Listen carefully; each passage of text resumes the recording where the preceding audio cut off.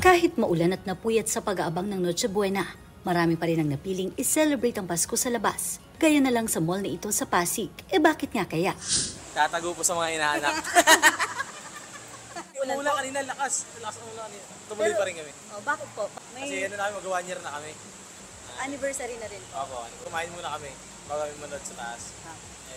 Mapag-picture-picture na rin. Si Jomar naman na dumayo pa mula Commonwealth sa Quezon City. Kahit alas 10 ng umagang bukas ng mall, alas 9 pa lang, nakaabang na. Para ma-enjoy namin yung Pasko. Minsan lang. Minsan lang po kasi isang taon. Maganda po kasi dito pasyalan namin. Mas maganda po yung mga view, tsaka malawak po. Sa maghapon, tuloy-tuloy rin ang dating ng mall-goers. Karamihan sa kanila, kakain at manunood ng 50th Metro Manila Film Festival. Kaya maaga pa lang ay mahaba-haba na talaga ang pila sa ticketing booths. Para sa mga kapatid natin na hahabol, huwag po kalimutan magbaon ng payong at pasensya dahil patuloy pa rin ang ulan. Ganon din ang dagsa ng mga tao. Bukas ang SM Mega Mall hanggang 11 p.m. Mobile Journal, Kayla Makantan, hatid ang mukha ng balita.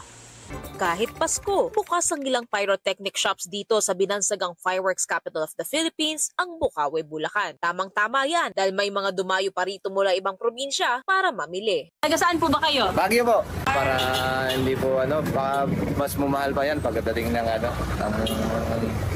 bagong taon. Kasi sa mga nakausap nating shops, nagtaas na ng 5 to 10% ang mga presyo ng paputok. Nagkakaubusan na raw kasi sa supply ang mga ito at mahihirapan na humabol pa ng gawa ng paputok. Isa pang ikinababahala nila ang pagbuhos ng ulan na posibleng magresulta sa pagtumal ng mga mamimili.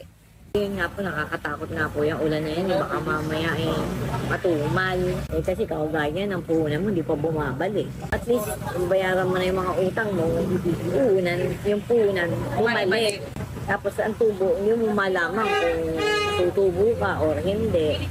Ang mga aerial shots, naglalaro na sa 600 piso hanggang 2,000 piso. Nasa 300 to 400 naman para sa 200 rounds ang sawa. 450 to 600 naman ang 500 rounds ito. 750 to 900 ang 1,000 rounds at 4,000 na ang 5,000 rounds. Tataas naman ng 50 to 100 pesos ang Judas Belt na nasa 180 pesos kada 100 rounds. Nananatili pa rin ang presyo ng maliliit na fountain na nasa 18 to 25 pesos. Habang ang malalaki naman ay nagkakahalaga mula 80 to 130. Ang crackling fountains naman, depende sa laki at tagal ay 250 pesos to 1,500 pesos pa rin. Pumapatak pa rin sa 45 hanggang 55 pesos kada pack ang silver at color luces. 450 to 500 pesos kada pack ang bawang at 6 to 10 pesos naman ang bawat piraso ng kwitis. Kaya para raw sa mga mamimili, mabuting bumili na hanggat mayroon pang stocks. Inilabas ng Philippine National Police ang listahan ng mga ipinagbabawal na paputok tulad ng Piccolo, Bin Laden, Super Lolo, Goodbye Philippines, Yolanda at Giant Whistle Bomb.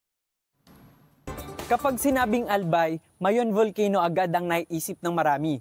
Pero alam nyo ba na dito rin sa probinsyang ito matatagpuan ang tinaguriang happiest place in Bicol? Sa dami ng alagang hayop mula sa mga baka, tupa, bibe at kalapati, aakalain mong simpleng farm lang ito. Pero sa gabi, nagiging Christmas farm ang atake ng transformation nito dahil yan sa makukulay na palamuti at kumukuti-kutitap na pailaw. Ito ang farm plate ng Albay. Bawat sulok ng farm na ito, Instagrammable. Mula sa red barn na may windmill hanggang sa mga aesthetic na staycation amenities, meron yan. Dagdag mo pa dyan ang malamig na simoy ng hangin. Perfect! Lalo na sa mga pamilyang naghahanap ng mapapasyalan ngayong Pasko. Gaya na lang ng pamilya ni Mary Milner mula Camarines Sur na piniling dito na magdiwang ng Pasko. I love nature talaga kaya pinili namin na dito mag-spend ng Christmas sa farm plate kasi mas malawak yung place.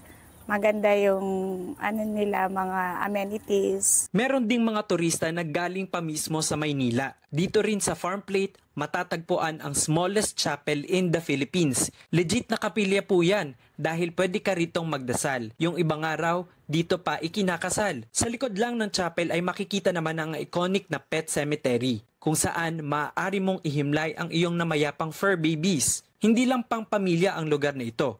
Para rin ito sa mga solo travelers at gusto lang magmuni-muni. Ang seaman at balikbayan na si Emmanuel minsan lang makauwi ng Bicol. Kaya naman, una raw sa kanyang bucket list ang tourist spot na ito. Pinagdasal ko dito at pinagpasalamat ko kay Lord na nagkabobo ulit kami magkakapatid. Tapos, since I'm a seafarer, pinagdasal ko din na sana sa susunod na pagsampa ko ay ingatan niya ulit ako. Ano pang hinihintay nyo? Puntahan nyo na itong farm plate dito sa Albay sa susunod nyong pagbisita dito sa bayan ng mga Oragon. Mobile journalist RR Tubisi po, hatid ang mukha ng balita.